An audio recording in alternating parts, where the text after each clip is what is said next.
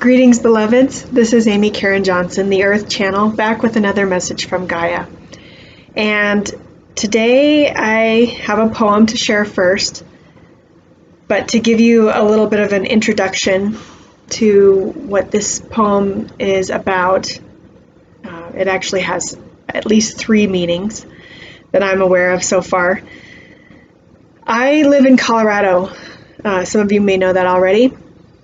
And so at first listen, you may be able to detect that this poem is about the people who have been coming to Colorado and who are drawn to Colorado.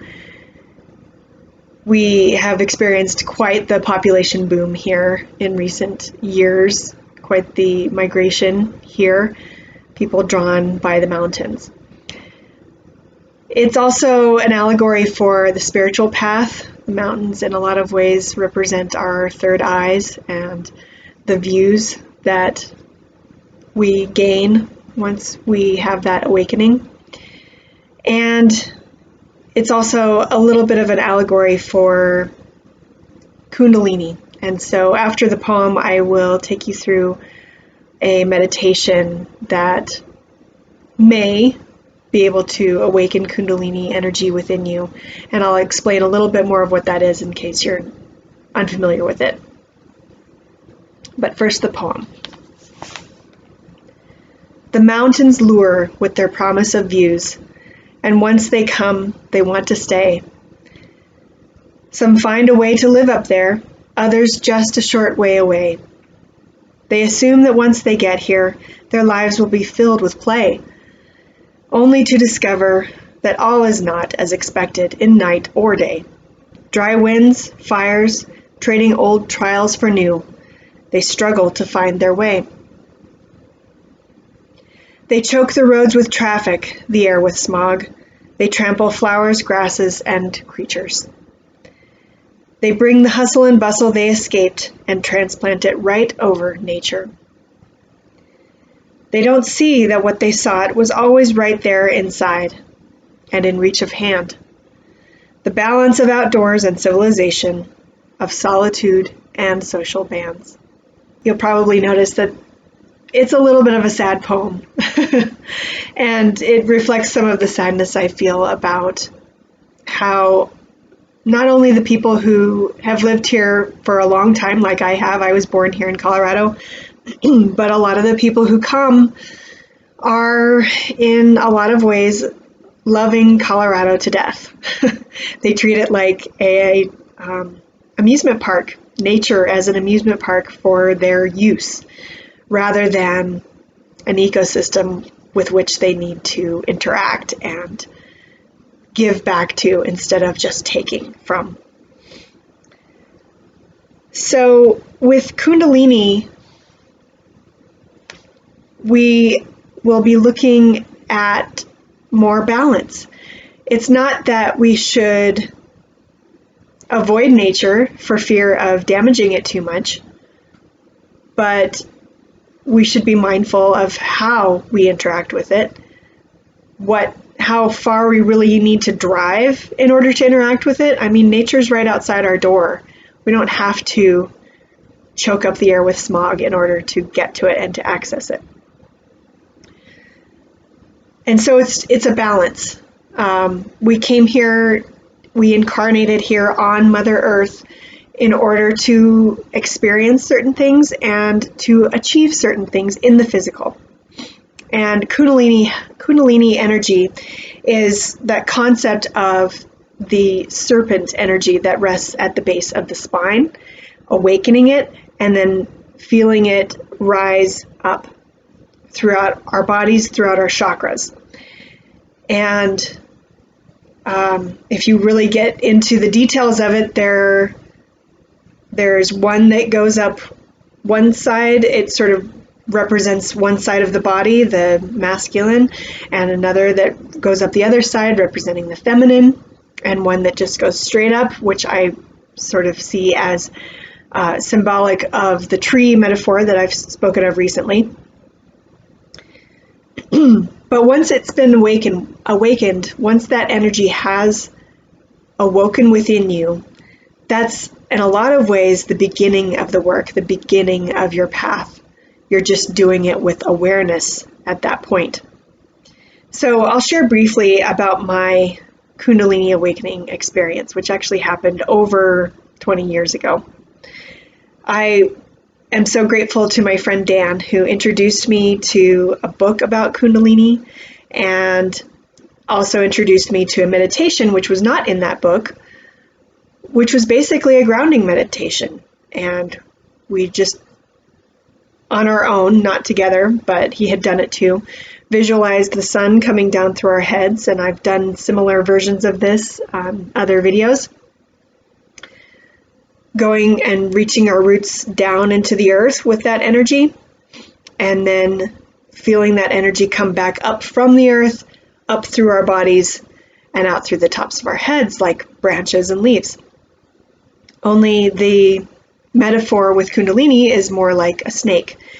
And the thing I like about both of those metaphors is that it's connecting all of those parts of our bodies and all of those chakras. We're not necessarily focusing just on one. We can stop and focus on one if we need to, but it shows the importance, in particular with Kundalini, the idea is that the energy is rising. And so it doesn't just go up to the next chakra and stay there and isolate there. It builds from the base, and it doesn't necessarily leave there. You need each chakra below the last, below the next, to maintain its clarity and its energy in order to support that energy rising and in order to support the next chakras and those next levels of awakening and, in some ways, purification. And that's why I say that once it has awoken within you, that is just the beginning in a lot of ways. So when it awoke within me, I did feel it go all the way up, but after that, it didn't stay there necessarily. And there were quite a few years where I had these bouts of the energy feeling like it was sort of coming out either side of my belly, sort of either side of my solar plexus. And it wasn't until many years later, a few years ago for me, that I discovered human design and these different chakras that they call them centers. They're not literally exactly like the chakras, but they do have solar plexus on the left side of the body and the spleen opposite of it, sort of mirror images. Solar plexus sort of representing our feminine side and the spleen representing our masculine side. And so it's possible that there is a physical reflection of that in our bodies. I still believe that there is a solar plexus right in the middle of our bodies too, but it's not always a linear, black and white sort of metaphor, allegory, or even experience. It can take on a lot of different forms, and it's best to embrace those and just see what they have to show us. So in those experiences, when I felt this heat sort of coming out both sides of my body, I felt like my masculine, in hindsight, it was as if my masculine and feminine sides were being cleansed, purified by fire. And it wasn't super uncomfortable, but I did have some preconceptions about what that was supposed to do, that it was just supposed to go straight up my body. And I just felt like maybe I was wrong for it sort of getting stuck there. But I now see that that was part of my path. It was needing to clear some things out down there in order that I could build upon that and bring that energy into my heart better, bring that energy out into my throat better, my third eye, crown, etc. And at different times, it can do different things. It can go up, it can come back down. So I would encourage you, whatever experience you might have with this meditation, to not judge it. Just observe, notice, sit with it, see what it has to tell you, to offer you. Okay, so let's do the meditation. So I'll invite you to just take a few deep cleansing breaths.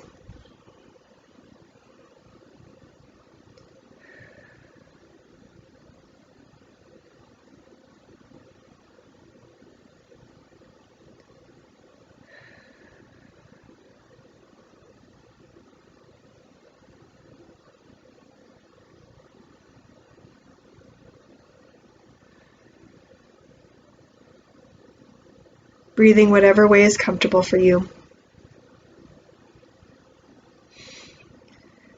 Just making sure that you're able to feel the breath really fill you, fill your body, move freely throughout your body. And then I invite you to bring your awareness down into Mother Earth.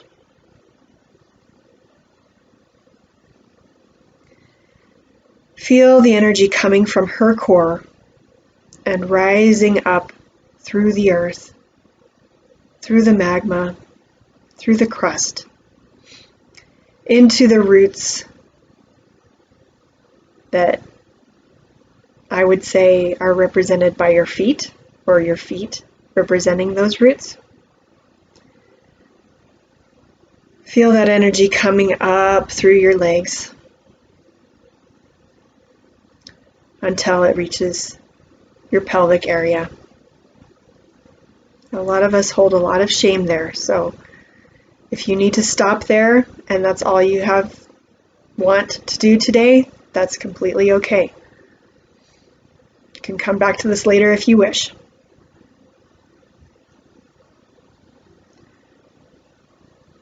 But our pelvis serves a lot of functions for our body. There's nothing inherently to be ashamed of about our root chakra. Just breathe into that chakra, that area of our bodies. When we feel shame, the breath can get stuck, the energy can get stuck. So if we can breathe freely into it, it helps move it through and out. And with your awareness, just give that area of your body, that chakra, some love, a little hug.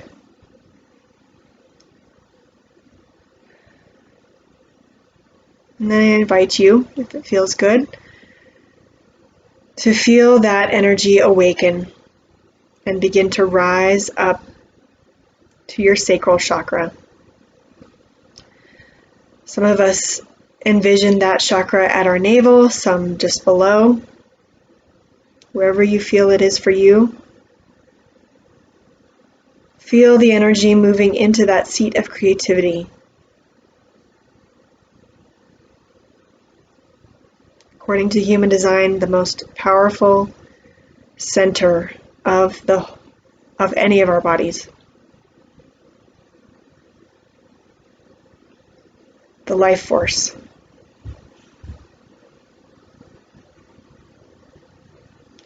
And whether you have that center consistently defined for you or not, when you feel it is appropriate, just listen to your gut. See whether that energy is there for something. And if it isn't, it's okay to say no. If it is, see what it's really there for. See what work you might have to do. And then feel that energy rise up to your solar plexus in the center of the body, near the diaphragm, near the stomach and the pancreas. Just feel the glow right there. We have so many nerve endings in this area that we are evolving so that this becomes a center of awareness in addition to power.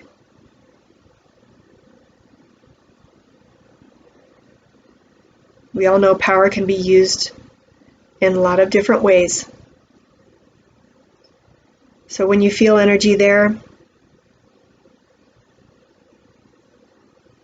sit with it before you do anything. Wait for the clarity to come. And then use that power in the way that seems highest and best for all concerned. Then feel that energy rise up to your heart. This is the midpoint where the chakras that focus more on our physical beings. Meet the chakras that are a bit more about our intellectual beings, the intellectual parts of ourselves. The heart is where it all meets, where we embrace all. So it's a great place to start when we're looking for balance.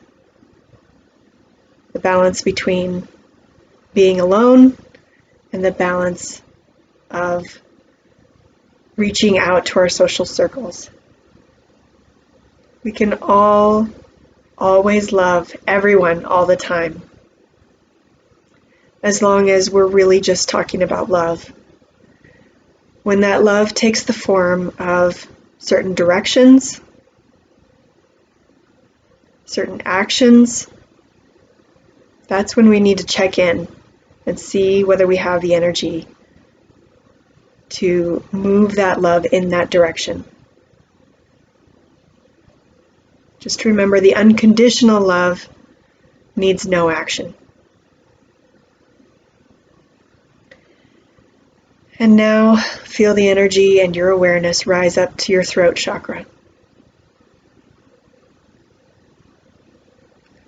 We can all feel so much pressure to have the answers, to express ourselves. And we sometimes forget to balance that with silence.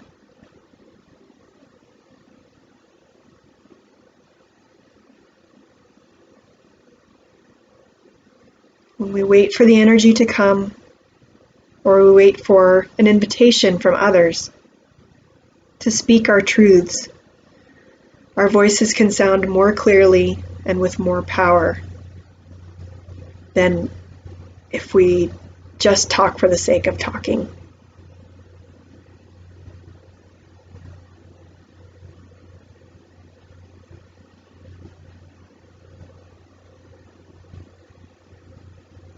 And now feel that energy and awareness rise up to your third eye. The third eye is clearest when we can let go of attachments to certain mental constructs of how things should be. And we allow ourselves simply to see what is. No judgment, just observation.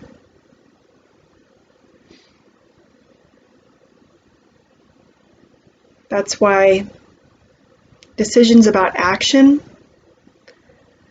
are best when we access the energy from the lower parts of our being, the lower chakras.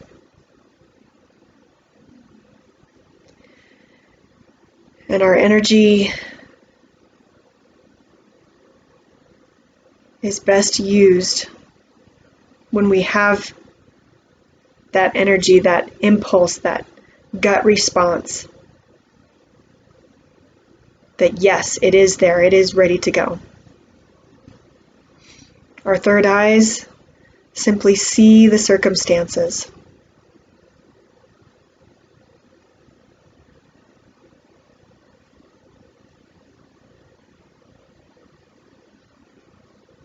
They give us insights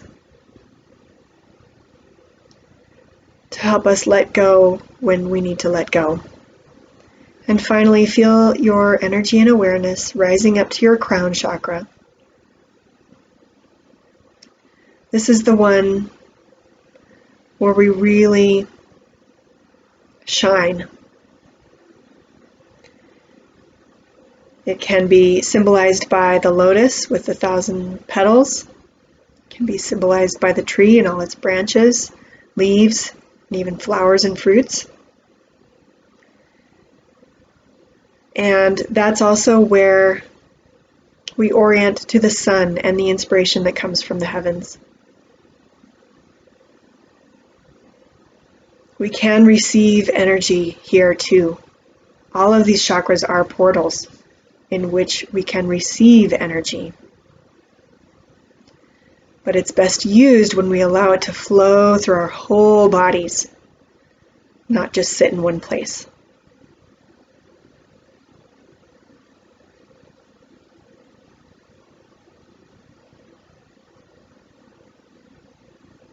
So just remember the balance of giving and receiving, the physical and the mental, the masculine and the feminine.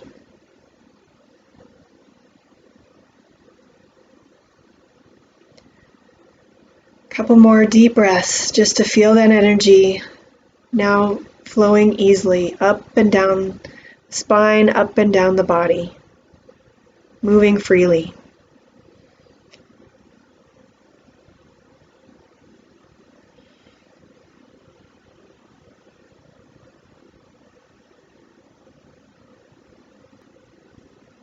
Thank you so much for joining me. Namaste, beloveds.